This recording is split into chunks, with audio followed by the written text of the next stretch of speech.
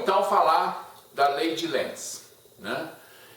Toda essa formulação que a gente está vendo foi feita, não é, ao longo do século XIX, não é? E ela constitui aí, né, a base, né, do eletromagnetismo, né? Nós começamos com a eletrostática, passamos, né, para a magnetostática e agora nós estamos nos princípios aí da eletrodinâmica. O que é a lei de Lenz? A lei de Lenz vai procurar responder a seguinte pergunta, tá? Esses nomes eles foram sendo aí associados a essa ideia de leis, mas são formulações aí que a gente vai vendo. A pergunta é, eu tenho agora, né, imagina essa situação em que eu tenho, tá? Eu tenho aqui uma espira, vamos de novo pegar o caso único de uma espira, e eu tenho um campo, né, que produz um fluxo através dessa espira. Lembra? O fluxo através da espira, né, é integral de B escalar dA. Muito bem. Eu tenho esse fluxo. Agora imagina, não é, que esse campo, tá certo? Ele começa a variar. Né? Ele é um campo uniforme, ele continua sendo uniforme, por enquanto ele está só variando no tempo, tá? Nós vamos ver um problema daqui a pouquinho quando esse campo varia também no espaço, não é? Mas ele é uniforme aqui, não é, nessa situação e ele varia ao longo do tempo, tá? Então suponha que esse campo está aqui, eu tenho campo aqui em tudo, né? O campo magnético está passando, né, em toda essa região da espira aqui, tá? Apesar dessas linhas de campo não estarem do mesmo tamanho, suponha que todas elas são do mesmo tamanho, eu vou representar só uma delas para a gente poder ver. Agora eu tenho um outro instante de tempo que esse campo diminuiu, o módulo do campo diminuiu, né? E suponha que o módulo do campo está diminuindo, ele está progressivamente diminuindo. Se esse campo está progressivamente diminuindo, então eu tenho que o fluxo, nesse caso aqui, o fluxo está diminuindo. Por que o fluxo está diminuindo? Porque o campo está diminuindo. Né? O fluxo está diminuindo. Tá certo? Qual é a corrente que vai aparecer aqui? Tá? O que a lei de Lenz diz? A lei de Lenz diz que a corrente ou a força eletromotriz, a corrente induzida, ela tenta, eu gosto de usar essa expressão tenta, porque dá um certo sentido aí, não é mais claro do que é o fenômeno físico. Tá certo? A corrente induzida tenta atuar contra a modificação, contra a mudança que está acontecendo. Então, se o fluxo está diminuindo, o que vai acontecer com essa corrente induzida? Se o fluxo está diminuindo, essa corrente que é induzida, ela vai criar um campo no sentido de aumentar o fluxo que está havendo ali. Então essa corrente induzida vai criar um campo, tá certo? Né? Vai criar um campo que eu vou chamar com essa diferença, e esse campo vai somar-se ao campo que está diminuindo no sentido de aumentar o fluxo, tá certo? Aumentar o fluxo nessa espira, né? E como é que é a corrente então? Olha, a corrente que está circulando aqui, tá certo?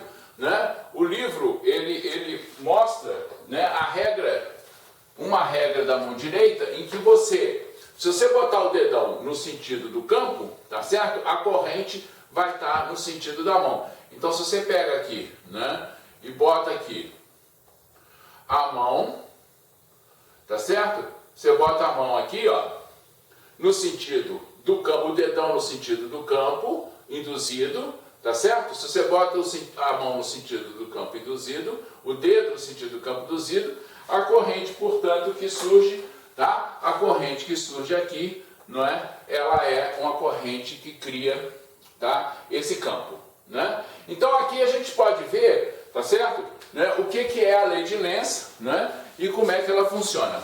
Eu vou discutir com vocês dois exemplos que eu acho que são muito importantes para a gente poder entender isso aí. Tá? Esses dois exemplos estão colocados no livro, né? E eu vou discuti-los aqui com vocês. Tá? Então vamos ver aqui, ó. Primeiro exemplo. Primeiro exemplo, eu vou dar uma pequena modificada nele. Né? O exemplo é o seguinte: você imagina que eu tenho uma espira, tá certo? Eu tenho uma espira que tem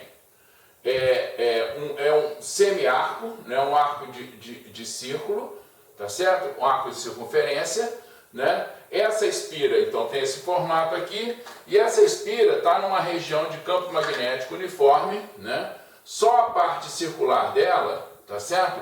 Só a parte circular dela está numa região de campo magnético uniforme que aponta para fora. Tá? Eu suponho que já tem um montão de bolinhas aqui, né, que representam esse campo magnético que está para fora.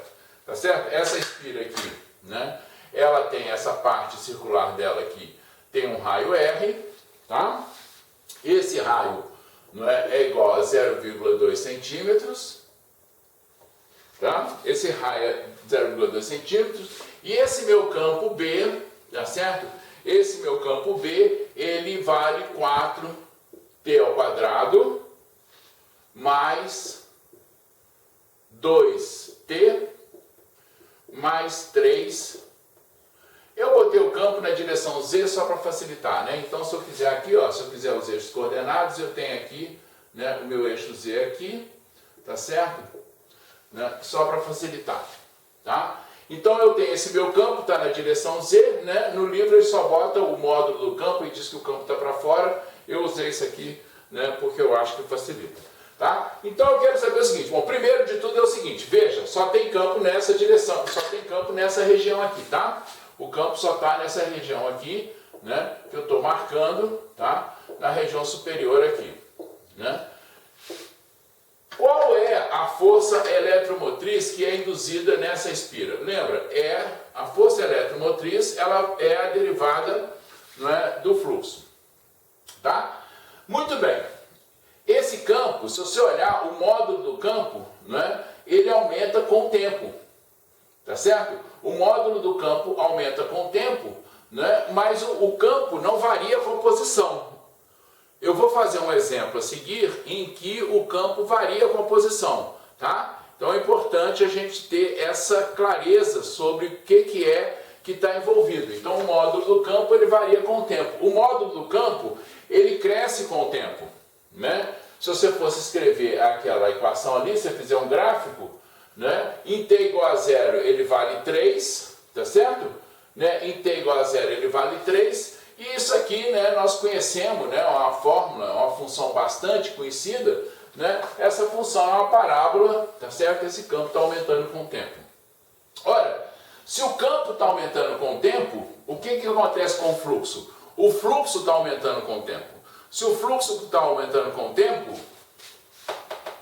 olha aqui, a corrente induzida ela vai tentar se contrapor à mudança. Ela vai criar, não é, um campo contrário à mudança. Então, se o campo, tá certo, está aumentando com o tempo, a corrente que vai ser induzida aqui, tá certo, vai criar um campo contrário a esse aqui, né? Ela vai tentar diminuir esse fluxo que está aumentando, tá? Muito bem, então vamos lá, vamos calcular primeiro isso aqui, né? Como o meu dA, tá certo? O B vezes dA, né? Se essa espira está no plano XY, o meu dA aponta na direção perpendicular ao plano, então o meu fluxo, só lembrando, o meu fluxo que é a integral de B vezes dA, como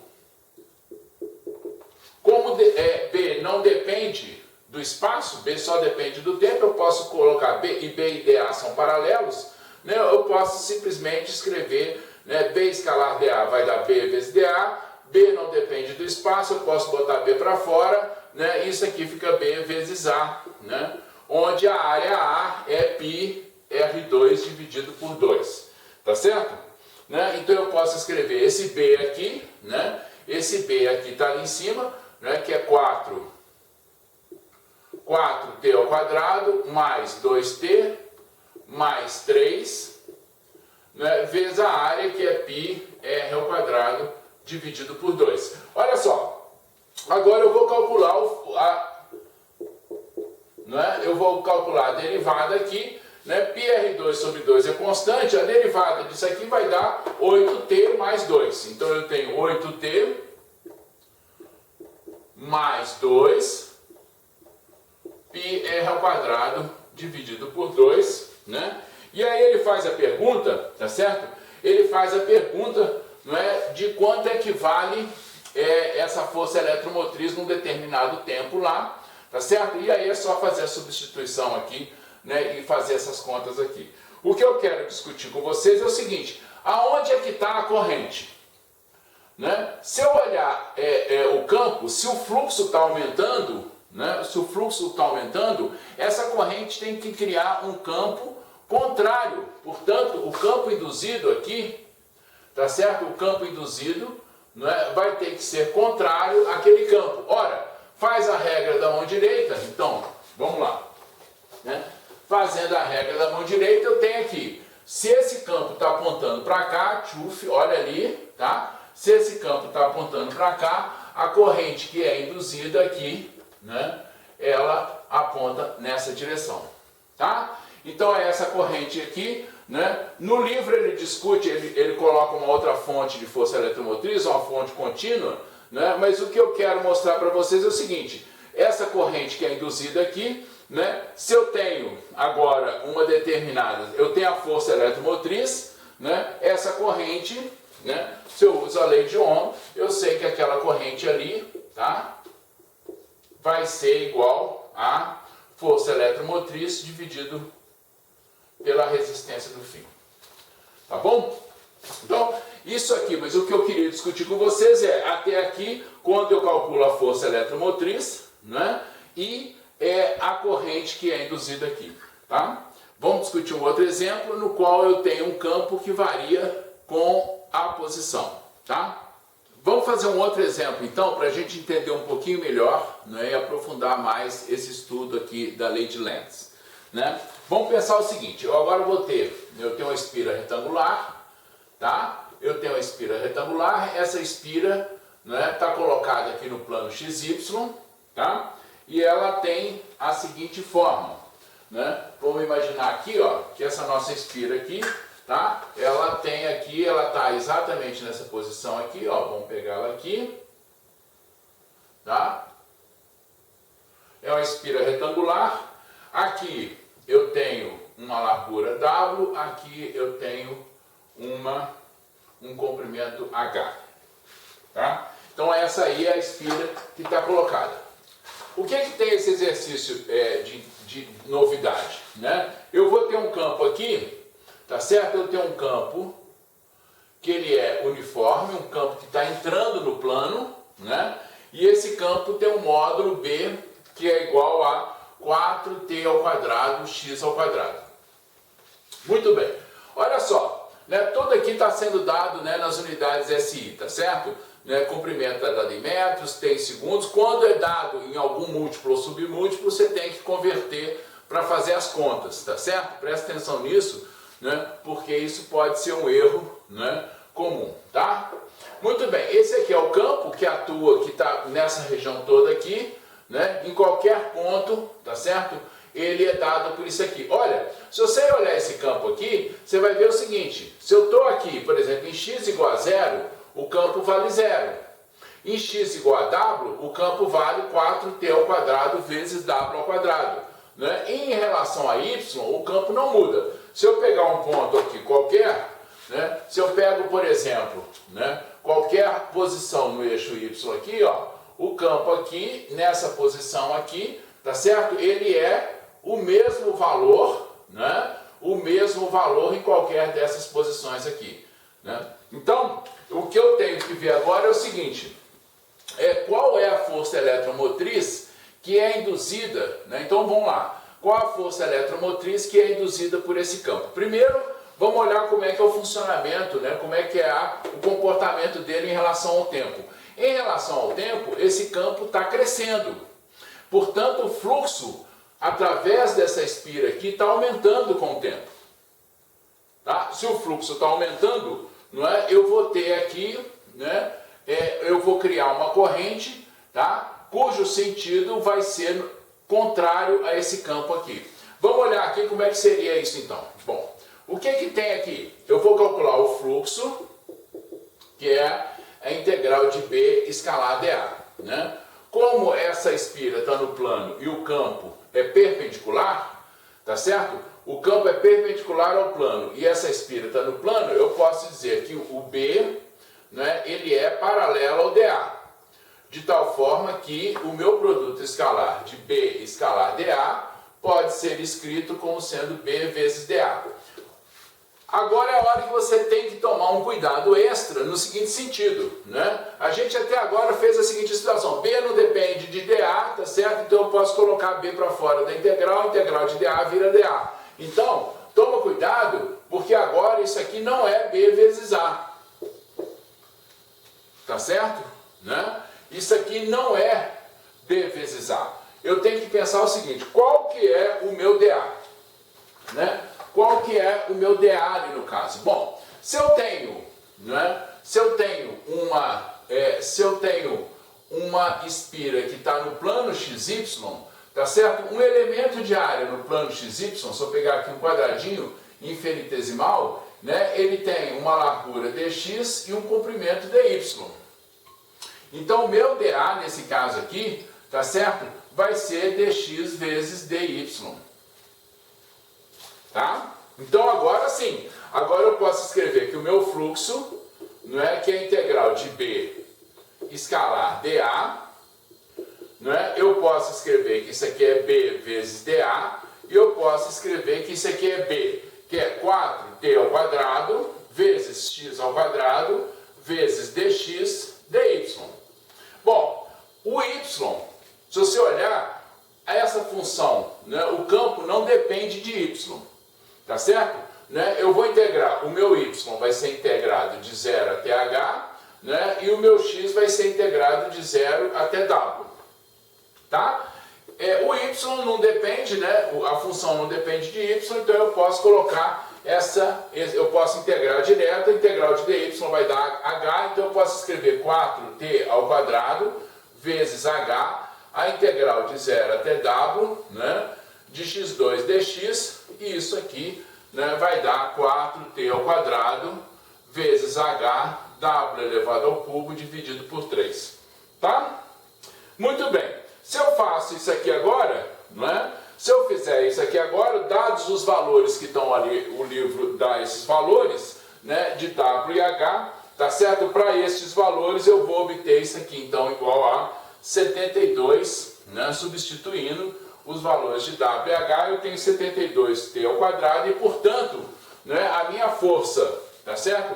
A minha força eletromotriz que é induzida aqui, né, a minha força eletromotriz que é induzida, não é? Ela vai ser igual a, agora se eu fizer essa derivada, né, eu vou ter 144t. Então essa é a força eletromotriz que é induzida aqui, né, e a corrente que vai surgir, né, o valor da corrente vai depender ali da resistência do fio, né? Agora, nós podemos, de novo, botando a regra da mão direita, o campo que vai surgir é um campo, como o campo está aumentando o fluxo nessa direção, eu tenho um campo que induzido que vai tentar, então, diminuir, não é? E a minha corrente induzida, então, vai ser nessa direção, de tal forma que esse seja o campo induzido aqui, tá? Então, basicamente, a lei de Lenz, né, se junta à lei de Faraday no seguinte sentido, né? Primeiro, a variação do fluxo, tá certo?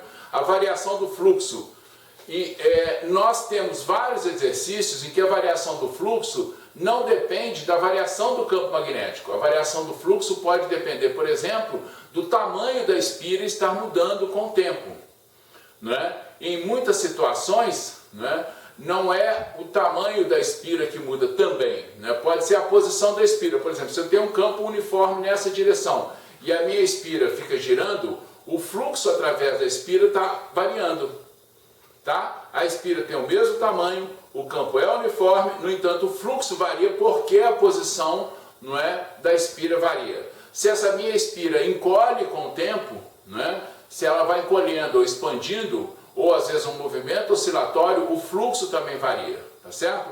Então, não é necessariamente a variação do campo magnético. Nós vemos exemplos em que o campo magnético é quem está variando. Não é necessariamente a variação do campo magnético, mas é a variação do fluxo, tá certo? Que cria a força eletromotriz induzida. E a lei de Lenz diz que essa força eletromotriz induzida, ela cria uma corrente no sentido de se contrapor, né? Ela se contrapõe à mudança. Se o fluxo está aumentando, a corrente cria um campo magnético para diminuir aquele fluxo, né? Aqui, ó, tá certo? Então, se o fluxo, nesse caso aqui, está diminuindo, a corrente que surge, não é? Ela cria um campo para aumentar o fluxo que está acontecendo, tá? Muito bem. Agora nós vamos ver, tá certo? No próximo tópico, né? Nós vamos discutir como é que é a transferência de energia que acontece, né? Essa transferência de energia que acontece do campo magnético, né, para energia térmica, porque se eu tenho uma corrente, que aparece aqui, né, essa corrente vai produzir, por conta da resistência, vai produzir, não é, um efeito Joule. Tem um exemplo muito interessante, né? Nós estamos falando aqui de correntes e efeito Joule, né? Nós vamos discutir na vez passada, no próximo tópico, né? Mas tem um exemplo interessante, o que acontece se você colocar um supercondutor, não é, dentro de um campo magnético e variar o fluxo, tá? Vamos discutir isso melhorzinho daqui a pouco, tá? Até já!